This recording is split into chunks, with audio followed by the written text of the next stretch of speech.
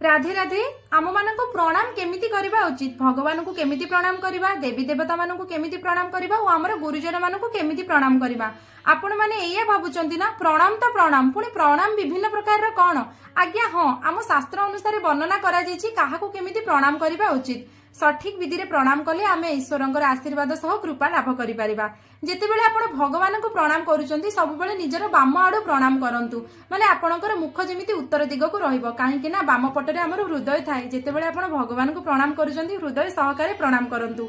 देवी देवता माननकु शनिदेव, सूर्यदेव, इंद्रदेव एमानकु जेतेबेले प्रणाम करूचंती आपण सबुबेले निजर डाहाण पटु प्रणाम करंतु। देवी मां को निजर पितामाता गुरुजन माननकु सबुबेले निजर सम्मुखरु प्रणाम करंतु। आउ गोटे कथा, समस्त नारी माने समस्त माताजी माने केबे साष्टांग प्रणाम करिवेनी, सबुबेले पांचांग प्रणाम माने आंठु माड़ी प्रणाम करिवे। आ पुरुष माने सबुबेले साष्टांग प्रणाम और दंडवत प्रणाम करिवे।